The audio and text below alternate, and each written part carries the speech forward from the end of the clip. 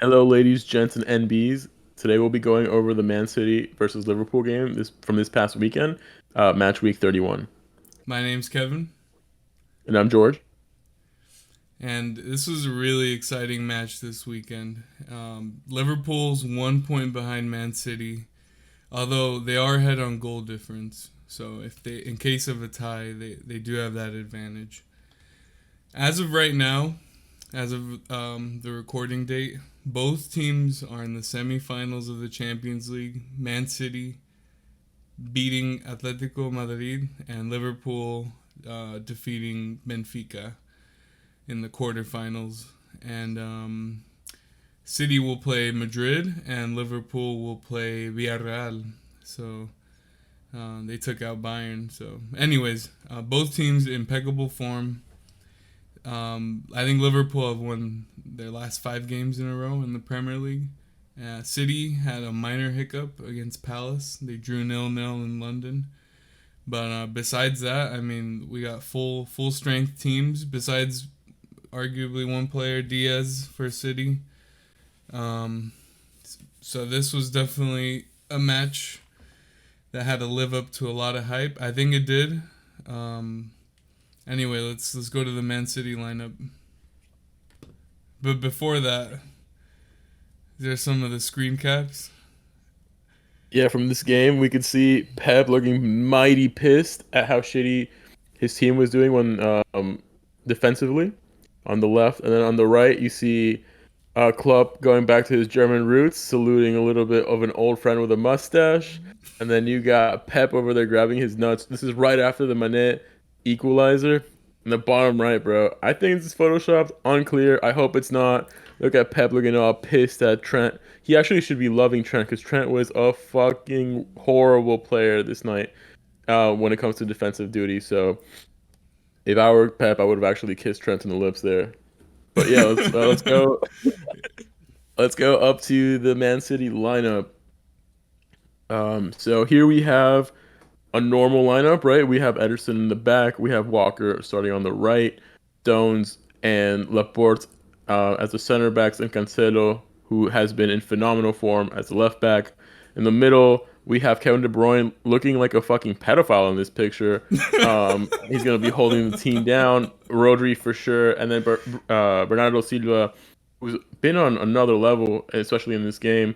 Um, from the left and the front, we have Sterling, Foden down the middle as a false nine, and Gabriel Jesus, who is a little bit of a surprise since he hasn't actually started a game for City since January 1st. And another, like Kevin mentioned, an issue here was in the back line. Man City doesn't have one of their key defenders in Diaz, so they didn't hold up as defensively as they would have liked throughout the game. He is such a key player. But that's all from the City lineup. Now Kevin's going to touch upon the Liverpool lineup. Yeah, so I mean, this is pretty much the full strength Liverpool lineup. We have Allison in goal, uh, Trent Alexander Arnold on the right, Matip and Van Dijk in the center back spots, and Andy Robertson on the left side. For the midfield, Henderson, the captain. We got Fabinho and Thiago. And I mean, this is their full strength midfield. And for the attackers, Salah and Mane on the wings, and then Diogo Jota playing as a striker role. He's this season, he started over Firmino. I think he's taking. I mean, he's taking over his spot. So there's just so much quality in both of these teams, and it really showed in the game. So I mean, let's go through the highlights now. Just to remember, for the first leg, played in Anfield, the game ended 2-2, so we were expecting a high-scoring game as well, and this game did not disappoint. Since January 2nd, January 2nd, City was 14 points ahead of Liverpool, and now there's only a 1 point difference. So this game had a lot to live up to, like Kevin said, and it for sure lived up to it. The game started off pretty quickly at minute 5. KDB splits the Liverpool midfield with a great run, and provides a long through ball to Jesus on the right, who lays it off to Sterling. who should have had an easy finish, but Allison comes up huge with a big save. He literally takes it out with a big toe. But this big save is eclipsed seconds later when KDB scores, you know? This is all due to Man City's extremely high press. Walker wins the ball when Liverpool is trying to clear it, but it's taken down immediately, and City plays it quickly. So that is really intelligent playing from Bernardo Silva, Yep. who takes the quick free kick. KDB does a run by himself. I'm not sure what the fuck happened to Fabinho. He just kind of watches KDB like walk past him, and then De Bruyne takes a nice shot from the outside the 18. Unfortunately for Liverpool, it hits Matip, causing a huge deflection. Allison cannot get a touch in. The ball then hits the post and agonizingly crosses the line. So this is the first goal Liverpool received since February 19, and it's really an unfortunate, unlucky goal, but I think it was deserved based on the high press that City was doing. Do you have anything to comment on the goal? I mean, it is lucky, but like you have to make your own luck in these types of games, and that's why whenever like teams have a hard time breaking another team down, but they're not taking any shots, like they're never gonna score any goals. Sometimes you have to try, and then so you get fortunate. In this case, De Bruyne did, and yeah, Fabinho again. I'm not sure if he didn't want an early yellow, but he did not put in any effort to close down De Bruyne, and he has. You don't want to give him, he's one of the best players in the world. You don't want to give him a shot, even if it's Yeah, he had outside the box. he had so much time and space on that one. I mean, when we see like the replay, you could see that Fabinho is still complaining to the ref about the free kick that was granted. And then again, Bernardo Silva, super intelligent, does a quick pass to KDB, and then Fabinho is still complaining, and then loses sight of KDB completely and sort of just jogs next to him. It's the worst defending I've seen in a very long time. It's only going to get eclipsed by Trent later on in the game, but really bad defending to start off with. And again, like you said, making their luck, and they for sure did. That's a great attempt from afar, and just got lucky with that little deflection, and the game starts off perfectly for Man City. But just 8 minutes later, in the 13th minute, Liverpool strike back with the Jota equalizer. The play starts off with the long ball from Thiago Silva. I mean, Thiago Alcantara. Anyway, he gives a long ball to Trent Alexander-Arnold, who then passes it to Salah. Salah tries to cross it in, but it gets deflected, ends up into Andy Robertson's path here, and then Robertson switches it quickly to TAA, Trent Alexander Arnold, who then puts it back into the middle for Jota, and he slots it right underneath Ederson. I mean, it's amazing how quickly Liverpool move the ball here. It's impossible to defend, and just like that, it's 1-1. It's incredibly high pace. No, definitely, it's really amazing to seeing um, the back wings for that's the wrong term, right? What are they called? The wingbacks, or Yeah, there we go. The wing backs. Yeah, no, it's amazing seeing the wing backs from Liverpool and how they are basically passing into each other in the box. Like that's ridiculous. And Ederson, I don't know, maybe I'm biased. I wasn't a keeper. I know you were when you were younger. I feel like he could have done a little bit more. I know he got shot at basically point blank, but it deflects off him and he tries to get on it. It hits him and it just slowly passes underneath his body. I don't know. You tell me, do you think he could have done a little bit more on that to save the ball? Yeah, it's tough on these types of shots because they're like right next to your feet. So I think it's better to use your feet to save these types of shots. Although not generally you want to use your hands for most of the shots because you don't want to just kick it back out into the box because then that's how you get like rebound goals.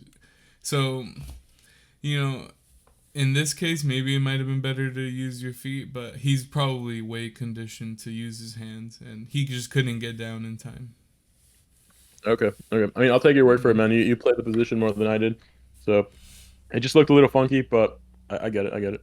De Gea would have used his feet for sure. So, All right. all right. So moving Cool. on is another crazy moment. Yeah, man. Here, minute 23, we have Ederson being a wild boy. Here we have a little bit of debate between me and Kevin. I think Ederson sees Jota with a high press and tries to get his like boots full of confidence and magic and tries to do a fake pass. But with doing that fake pass, he forgets where he is and he's so close to his own net. So he almost lets the ball slide right in and trickle right in. But Ederson keeps cool, calm, and collect, and then does an amazing pass out. And you see here Jota like trying his darndest to tap the ball in. Again, Ederson is ice, man. I don't know how that man could sleep at night. That was terrifying. I Dude, feel like all the I City fans want to shat themselves. I don't think it was a fake pass. I mean, you can see in the bottom left picture, like his foot, he totally kicked the ground and he just he lost control of it. And I mean, Jota's so close to making him look like a clown. Okay, but then right after this play, so he successfully passes it out. And you see, there's no emotion on his face. He's ice cold. I mean, Yeah, I know. I think that the no emotion makes me think that it was on purpose, but maybe he's just like that. Like he's just a stoic dude. But that was crazy. That I could have completely changed the game, in my opinion. I If actually read oh, I'm sorry. I read something where I think he was in like a circus act kind of. You know, like when there's like the metal sphere and then like the motorcycles kind of drive around the sphere. Do you remember that act? yeah, man, you're making it seem like he's gonna be like the Robin origin story where his parents get killed somewhere. No, no, I'm just saying like he was standing in the middle of that sphere while there was like motorcycles like just driving around him really fast. And I think he's just like ice cold. Like he doesn't feel anything. He doesn't feel pressure, which is really good for a goalkeeper job at the highest level. So God damn, he's probably depressed as shit as a person. That's terrifying. No emotions. But yeah, no, like good on City. Like he saved it at the last possible second. But yeah, I mean, I guess there's nothing more to say that he's just an icy man. yeah, luckily for him, nothing came of it. So anyway, to the 37th minute, and Man City, they've been they've been on the front foot this entire half. They have Liverpool penned in, and the Liverpool defense did look shaky in the first half, and then they catch him out on this. So it's initially a cross in. It gets headed out, falls to Cancelo, who sees Jesus run. He beats the offside trap, and you can see Trent Alexander-Arnold. He's just way behind the Sneaking, offside bro. trap line, and then Jesus just finishes that. It wasn't an easy finish. He had to softly tap it above Allison, but great goal. Trent Alexander Arnold though he wasn't organized here. He forgot to keep up. He's also out of position too, so I will say that. But I mean, Oh, still, this that's is right. this is fundamental. I mean, Yeah, I guess I hadn't noticed that because he's playing the left right here. hmm Wait, where's Robertson then? he's probably somewhere in the right. I mean, they probably swapped. Yeah. Yeah, that's something that people haven't brought up. That's actually a huge point. I don't know why Trent is there, and yeah, like you said, he completely lost his position. He fucked up the offside trap horribly. Like he's keeping everyone on side. Um, but yeah, I mean, Trent is known for being a great attacking asset to Liverpool, but his defensive side has always been shaky. Still pretty weak now, and I don't know. I mean, I guess you could still work on it. He's still a young guy, but he hasn't shown much improvement in his defensive aspect of the game for the past couple of years. I mean, does it really matter when Liverpool still get to go to the Champions League final and then, they've won the Champions League final, they've won the league, like, you know. I think it does matter, man. Like, I mean, yes, Liverpool's been outscoring their opposition by a lot in those games. Um, but it always makes it a little nervy, right? Like every time there's like a fast break, Trent is off position, or like another like dead ball like this, Trent is off position and putting people onside. I think it's definitely a little bit dangerous. I, if it weren't for Trent and Robertson, sometimes I feel like Liverpool could have a more solid. If they had, sorry, if they had more solid left back and right back instead of wing backs, I think the game could be a little bit more solid defensively. But I guess you also lose that attacking mindset that those two players have. I Yeah, don't know. It's a good balancing act, and I think Klopp has managed to deal with it by having a player like Van Dijk in the back. yeah. It's just it's a trade off. That's what you have to deal with. So No, for sure, for sure. all right, and back to the high intensity and immediately. I mean, after the second half, Liverpool hit back. So right after they come back from the dressing room, Mane equalizes the game. So basically, it's right after the kickoff. Mane gets an amazing pass from Mo Salah. Walker mistimes the interception, and I don't know if I could blame him that much. It was an amazing pass by Salah. But I think Walker might think that Mane's offside and just lets him pass him. Um, Overall, not a really tough finish. Um, Lets Ederson look like a dumbass. But I think the most important thing was that after having the first half where City was definitely controlling the game, coming back with a bang immediately after the whistle starts really brought Liverpool back into the game and had them control a little bit of the second half. And I think that made for a really great showing in this game. Yeah, it felt kind of like a sucker punch, especially after that first half. So then the City defense looked pretty shaky after this for a bit, not for the whole second half, but definitely for another 20-25 minutes. So No, for sure, for sure. And then I guess we'll move on to minute 63. yeah, and here ball played into Sterling, who finishes it excellently underneath Allison. He megged him. But then VAR comes in and it calls this offside. So you see Sterling, he's right in front of Van Dyke. I mean, I don't agree with this call. Sure, he's like maybe he's like half his shoulders offside or like a quarter of Just his shoulder. his nipple's offside. That's it, Dude, bro. yeah, I mean, you can score with your nipple, I guess, but it's still Yeah, like it's I know, against the man. spirit of the rule. Like offside is meant for like yeah, so you don't cherry pick, in the opponent's box, but like how much of an advantage are you really gaining by being, half a foot offside? Like I don't think you're Exactly. gaining any advantage. Exactly. And we talked about this off mic, but we were discussing potentially having an offside rule where it's only offside if the part of you that scores was offside. So like let's say in this play in particular, since he scores with his foot, it shouldn't be offside because only his chest or shoulder was offside. But in the case that he had scored with his chest for some reason, then the play would have been chalked off. I think, like you said, it really is destroying the spirit of the law where we're getting these very tight margins to like ruin games. I think City deserved to score. I think they were better off for most of the game. And then something so minuscule, like I don't know, it's got to be a couple like centimeters, takes this goal off of the final score. And it's really sad to see. Here's a rebuttal though I've heard, is that now what if that body part, let's say the right foot, is now like only half your right foot's offside, then like or like a millimeter offside, then how That's do you deal offside, with bro. that?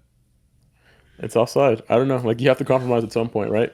Like I think the better solution is you have the VAR, you have them look at it in real time in the video, like a replay, and then decide on that. Like that's I think that's the best way to approach it. No lines. No lines, no. You just look at the pass and the play in real time, just like obviously you get another chance to look at it, and you can look at it as many times as you want. But you know, I think that's a more fair assessment. And I guess I think in Spain the the offside lines are thicker, so less things are called offsides like if they because something, overlap, yeah, it's like something minimal, but I think it helps out a little bit to not have to deal with things that are so minuscule and like millimeters or centimeters offsides, you know? yeah, yeah, I agree. Cool. All right, let's move on. We're at the end of the match here, 90th minute. Yeah, so right before the 90th minute, Van Dijk gets a yellow card for a tactical foul on KDB, who was running straight to the goal, and that sets up this free kick. Mahrez had come in late in the game to try to finish the game and try to get that winning goal. And here he has this wonderful opportunity where he curls it past the wall, and unlucky for him, it smashes on the post, and that's it. Like he had it just a couple centimeters offside. Looking at the replay, if it had been on target, Allison might have been able to get a finger on it and taken it out. But overall, an amazing shot. Really unlucky for him that it hit the outside of the post and not the inside of the post. We could have been talking about a completely different turn of events if that was the case, you know? Yeah, well, I mean, we'll never know what happens. So, anyways, I thought De Bruyne could have taken it as well. I mean, it was centrally placed, the ball on the free kick, but I've seen De Bruyne score them from here too. So I wonder what like the decision making was behind that. It was just like Mars was like, "I got this, bro." Like that's all you do, I guess. I mean, maybe. I mean, you can't really criticize Mahrez, right? It was a great free kick. They're both Like great he, free kick takers. Like I wouldn't criticize either of them. Yeah. yeah, exactly. And Mahrez was off by like whatever the thickness of the post is, which is like 10 centimeters. He could have scored a goal. So I think he did great. We can't really criticize him on this one. Definitely unlucky for City. They could have had the win here, but yeah, there's not much else to say about this play But on the next one, I think there's room for criticism. So for De sure. Bruyne, totally off balance, delivers a ball. He curls it around Van Dijk. I mean, it's incredible how he Best gets best through ball I've ever seen. like That was delicious. how he gets that precision while he's off balance is just insane. But then Mares has it. He could square the ball to Foden, right? That's Foden, right? Yeah, for sure.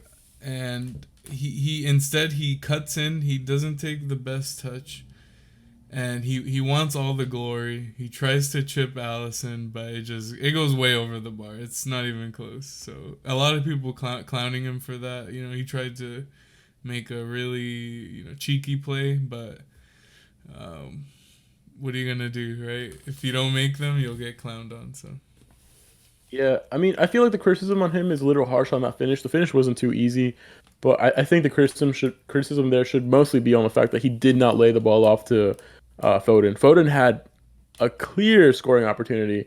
He could have done an easy tap in. I don't know why Murray decided to try to chip Allison, um, but just based on solely like the actual finishing, really hard to finish from outside the 18 with a chip. Um, but yeah, again, City was bombarding the Liverpool goal at the end of the game. They could have definitely had the win. I think it was a little unlucky from City overall. Um, but yeah, do you have anything else to comment on this goal? no, Sorry, nothing this winner. else. Oh, no, nothing else on the miss. No, no. Yeah, I mean, I guess my key takeaways of the game, I think it was a spectacular game. I think it definitely lived up to the hype. A 2-2, it's super high scoring game, four goals. I know like Americans criticize like soccer being like a 1-0 game or like a 0-0 game. I guess they're only watching Atletico Madrid play, but like this game was really, really good. Zero um goals over 3 hours of play. That's, I mean. and like one shot on target or something, dude. Atletico was another fucking beast. But yeah, Well, I think Man City deserved the win. They got unlucky. City took advantage of Liverpool losing steam in the last 15, 10 minutes of the game, and they started attacking, and they were just bombarding the goal. And the only upside, not the only upside, but like one of the biggest upsides to this result is that there's going to be a rematch this weekend for the FA Cup, and that should be super exciting. Rematch, so rematch for the FA Cup, and potentially, I mean, they're the favorites to both make the final of the Champions League as well. So I mean, we could see like four different Liverpool versus Man City matches. Like Wouldn't that be it's three? insane. Oh well, I mean like two in the regular season, FA Cup and Champions League. So Oh, you got me. yeah, You got yeah. me. You got me. Sorry. I wasn't clear, but But yeah, that would be exciting because I want Madrid to lose so badly. So let's go City, baby. And then who's Atletico playing? I mean, who's Liverpool playing? Villarreal. Oh man, I don't know. It'd be kind of sweet to see Villarreal go all the way. They've I had an think interesting season. I think this is the end for them. That's fair. I mean, Unai, he's like an okay coach. I mean, defensively, he's a pretty good masterful tactician. Attacking wise, not that great. He just does counterattacks, and I think Liverpool will probably be able to handle that better than Bayern did. Um, Man, but that should be exciting. Overall, like this game was also really fun. I don't know, any key takeaways from the game? Um, I'm looking to the end of the season now. Like this result, like it It didn't. favors City. I mean, yeah, it favors City. Obviously, I don't think it hindered Liverpool. I think they're both fine with the draw. Is what I mean. You know, but I agree. I agree. I feel like a little bit at the end they're like, should we put the gas off the pedal and focus on the Champions League games we have midweek? Um, and I don't know. I think obviously City has come out up on top of in this game because they're still 1 point ahead. There's 7 games left. So every game for both of these teams should be a final. The end of the Premier League is going to be a bunch of fun to watch. yeah, I mean, they're both gonna have to play perfectly. Like they can't. The first team that drops points, I think, is the loser. I think that's it. Like I could see both teams winning the rest of their games. Like Who has a harder fixture list? I know Liverpool they, has to still play Manchester and Everton. well, United. Yeah, I know. You're right. You're right. But they They do have lost to to play. Everton. Well, I mean, Liverpool's playing Everton too, so I mean, maybe they'll come. Nah, they're gonna relegate them. No, I'm just kidding. Burnley lost to Norwich this past weekend, so I think Liverpool has Spurs. Spurs has been yes. on a come up from Conte, and they also have Aston Villa with Go, and Go should be able to give them a nice little rematch, like the Battle of the X's, you know? I will say Villa have been in poor form, poorer form. Also, Tottenham haven't had the hardest matches too, so you know they've had a very easy schedule. Oh, but fucking City schedule is easy, man. They have Wolves, Brighton, Watford, Leeds, Hmm. Newcastle, West Ham, which is probably the hardest game there. Oh, maybe Leeds, and then Aston Villa. I Yeah, think Liverpool has it tough because like yeah, I know we're clowning on Man U and Everton, but they're still like they can still show up in big games. no, Um, yep. no, I don't agree. You can't sleep on Ronaldo, bro. I hate Ronaldo, and I mean I know he could show up at some point, Do you remember but the game, the first game? It was like 5-1 Liverpool. all right, you got me there, Yeah, bro. they scored like 4 in the first half. Remember? Yeah, I guess you're right. So we're saying City won this. City's gonna win the Prem. I think You so, heard it yeah, here first, yeah. bro. They I don't think they'll drop any points. I don't think Liverpool will either though. which is Yeah, kind of sad for them. I mean, that to sucks. I play. mean, I think I heard that Liverpool would like whoever finishes second in this tournament will be the highest point scoring second place in the history of the Prem. Um, I probably need fact checks on that, but I think that's what I've heard so far. Well, there was a season 2 years ago, I think, where it finished like 98 points or 97, and it was still second place, which is insane. Yeah. Yeah, yeah. But I mean, this is gonna be a tight race and it's gonna be fun to watch. Well, Atticus is here. But yeah, man. Well, if you guys stayed and watched till the end, we really appreciate it. It was a good time watching this game, and we're looking forward to the next recap that we have. Yep. All right. I'm Kevin, And I'm George. and we're signing off now. So good night. Catch you guys later.